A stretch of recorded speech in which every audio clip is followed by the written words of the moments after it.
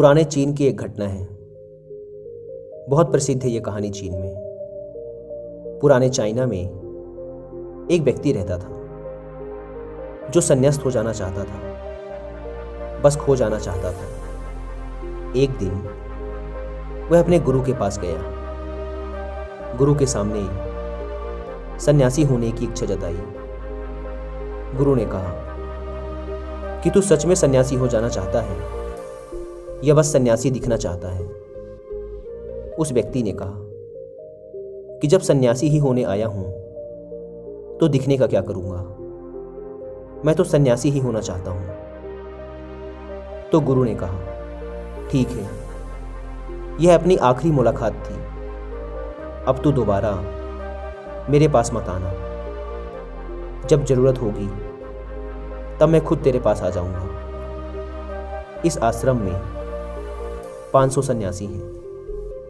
उन 500 सन्यासियों के लिए तुझे चावल कूटने का काम करना है। ऐसा कहा जाता है कि वह सन्यासी अगले 12 वर्षों तक चौखट के पीछे एक हल्के अंधेरे से कमरे में बस चावल ही कूटता रहा। 500 सन्यासी थे उस आश्रम में। वह सबके लिए चावल कूटता, सुबह से उठता, चावल कूटता रहता, रात थक जाता तो सो जाता। 12 वर्ष बीत गए। वह फिर कभी दोबारा गुरु के पास नहीं गया। उसने भरोसा कर लिया था कि जब गुरु ने कह ही दिया है कि जरूरत पड़ने पर वे खुद आ जाएंगे तो बात ही खत्म हो गई। शुरुआत में तो उसके मन में कई तरह के विचार चलते रहते, लेकिन जब पूरे दिन बस चावल ही कूटना है तो विचार करके भी क्या फायदा। धीरे धीरे उसके मन से विचार भी विदा होने लगे। वह बस सुबह उठने से लेकर रात सोने तक चावल ही कूटता रहता। जब गुरु ने कह ही दिया था कि तुझे चावल ही कूटना है तो बस सारे प्रश्न ही खत्म। गुरु ने कहा है तो सही ही कहा होगा। 12 वर्षों तक चावल कूटते कूटते उसके मन में विचार आने ही बंद हो गए। मन एकदम शांत और खाली हो गया। ना कोई विचार, ना कोई उलझन, ना कोई अड़चन। सीधा सा काम। सुबह उठता, चावल कूटता रहता, रात होती तो सो जाता। पिछले 12 वर्षों से यही उसकी दिनचर्या बन चुकी थी। विचार मुक्त होकर वह बस अपना काम करता रहता। 12 साल बीत जाने के बाद गुरु ने घोषणा की कि मेरे जाने का समय आ चुका है। जो भी व्यक्ति मेरा उत्तराधिकारी बनना चाहता हो वो आज रात मेरे कमरे की दीवार के बाहर 4 पंक्तियां लिख जाए, जिसमें जीवन का सत्य उजागर हो, जिसमें उसका और उसके विचारों का सत्य उजागर होता हो। लेकिन ये विचार उसके खुद के होने चाहिए, यह उसका खुद का अनुभव होना चाहिए। यह घोषणा सुन सभी शिष्य डर गए, क्योंकि गुरु को धोखा देना आसान ना था। शास्त्र तो सभी शिष्यों ने पढ़ रखे थे, लेकिन उन सभी शिष्यों में से जो सबसे बड़ा विद्वान था उसने साहस जुटाकर गुरु के कमरे की दीवार पे उस रात 4 पंक्तियां लिख दी। उसने लिखा कि मन एक दर्पण की तरह है जिस पर धूल जम जाती है। धूल को साफ कर दो तो धर्म उपलब्ध हो जाता है। इस धूल को साफ कर दो तो सत्य अनुभव में आ जाता है। सुबह गुरु उठा, उसने देखा तो चिल्लाया, यह किस मूर्ख ने मेरी दीवार खराब कर दी, उसे पकड़ के मेरे पास लाओ। पर वह विद्वान तो लिखकर रात ही भाग गया था। वह डरा हुआ था, क्योंकि यह पंक्तियां उसकी नहीं थी। उसने एक बड़े शास्त्र से इन पंक्तियों को चोरी किया था। इसमें उसका खुद का अनुभव ना था। शब्द अच्छे तो थे, लेकिन उनमें प्राण नहीं थे। वह जाते समय अपने आश्रम के मित्रों से कह गया था कि अगर सुबह गुरु कहें कि वाह क्या बात कही है तो मुझे खबर कर देना, लेकिन अगर गुरु पढ़कर क्रोधित हो जाएं तो मेरा पता मत बताना। सारा आश्रम चिंतित हुआ कि इतने सुंदर वचन तो हैं, वचनों में क्या कमी है। मन दर्पण की तरह ही तो है, जिसमें शब्दों की, विचारों की, अनुभवों की धूल जम जाती है। बस इतनी ही तो बात है। साफ कर दो दर्पण तो सत्य का प्रतिबिंब फिर बन जाता है। लोगों ने कहा, उस सन्यासी ने बात तो बिल्कुल ठीक ही लिखी है, लेकिन गुरु जरा जरूरत से ज़्यादा ही कठोर हैं। और अब देखते हैं कि इससे ऊंची बात गुरु कहाँ से लेकर आएंगे। ऐसी ही बातें पूरे आश्रम में चल रही थी। पूरा आश्रम गर्म था इस एक बात को लेकर। ऐसे ही 4 सन्यासी ये बात करते हुए उस चावल कूटने वाले के पास से जा रहे थे। उसने भी उन चारों की बात सुनी। उनकी बात सुनकर वह हंसने लगा। उनमें से एक ने कहा, तुम हंस रहे हो, बात क्या है? उसने कहा, गुरु ठीक ही तो कह रहे हैं, किस नासमझ ने यह लिखा। यह सुन वह चारों सन्यासी चौंके और फिर बोले, तू पिछले 12 वर्षों से चावल ही कूट रहा है और हम शास्त्रों पर सर पटक पटक कर मर गए, तो अब तू बताएगा कि क्या सही है और क्या गलत। उनमें से एक ने कहा, तो क्या तू लिख सकता है इससे बेहतर कोई वचन?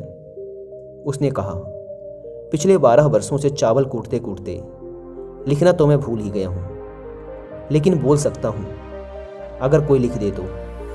लेकिन एक बात याद रहे, उत्तराधिकारी बनने की मेरी कोई इच्छा नहीं है। अगर इस लिखने की वजह से मुझे उत्तराधिकारी बनना पड़े तो मैंने कान पकड़े, मुझे लिखवाना भी नहीं है।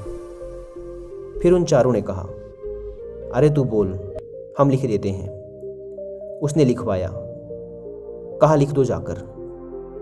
कैसा दर्पण कैसी धूल, ना कोई दर्पण ना कोई धूल, जो इसे जान लेता है धर्म को उपलब्ध हो जाता है, सत्य को उपलब्ध हो जाता है।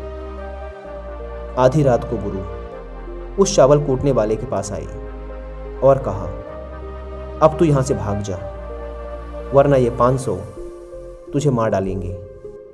ये मेरा चोगा ले, तू मेरा उत्तराधिकारी बनना चाहे या ना बनना चाहे, इससे कोई फर्क नहीं पड़ता। तू मेरा उत्तराधिकारी है, मैंने तुझे ही अपना उत्तराधिकारी मान लिया। लेकिन अब तू इस आश्रम से भाग जा, क्योंकि ये तुझे जीने ना देंगे। ये सब बर्दाश्त नहीं कर पाएंगे कि एक चावल कूटने वाला सत्य को उपलब्ध हो गया, आत्मज्ञान को उपलब्ध हो गया, और ये शास्त्रों पर सर पीटते रह गए। इसलिए तू यहां से चला जा। यह कहानी यहीं समाप्त होती है।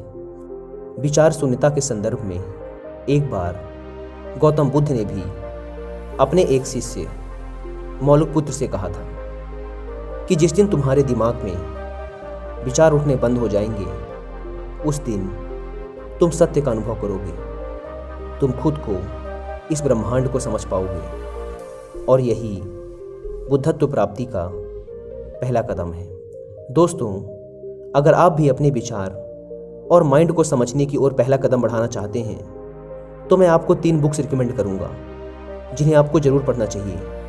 जिसमें पहली बुक है बुद्धास ब्रेन, दूसरी बुक है the monk who sold his Ferrari, और तीसरी बुक है ब्रेन रूल्स। लेकिन यदि आपके पास इन बुक्स को बैठकर पढ़ने का टाइम नहीं है तो आप इन तीनों ही बुक्स की बुक समरी सुन सकते हैं कुकू FM ऐप पर। कुकू FM इंडिया का लीडिंग ऑडियो बुक प्लेटफॉर्म है, जहां पर आप अपने पसंद के किसी भी बुक की ऑडियो बुक सुन सकते हैं, वो भी इंडिया की किसी भी लैंग्वेज में। ऑडियो बुक सुनने का सबसे बड़ा फ़ायदा ये है कि आपको बुक्स पढ़ने के लिए अलग से टाइम नहीं निकालना पड़ता। अपने डेली यूज़ के कामों को करते वक्त भी आप इन बुक्स की प्रीशियस नॉलेज को गेन कर सकते हैं। वैसे तो कुकू FM के पूरे 1 साल का सब्सक्रिप्शन 399 रुपीज़ का है, लेकिन यदि आप डिस्क्रिप्शन एंड पिन्ड कमेंट पर दी गई लिंक से कुकू FM ऐप को डाउनलोड करके उसमें हमारा कूपन कोड WI50 यूज़ करते हैं तो आपको मिलेगा सीधे 50% का डिस्काउंट। यानी कि सिर्फ 199 रुपीज़ में, जो कि एक बुक की कीमत से भी कम है, आप पूरे 1 साल तक सैकड़ों बुक्स की ऑडियो बुक सुन सकते हैं। लेकिन ये 50% डिस्काउंट का स्पेशल ऑफर सिर्फ पहले 250 लोगों के लिए ही वैलिड है, इसलिए देर ना करें। Link description and pinned comment पर दी गई है, एक बार जाकर जरूर चेकआउट करें। मन के विचारों को शांत करने का एक तरीका जो बौद्ध ग्रंथों में बताया गया है वह है खुद के विचारों पर ध्यान देना।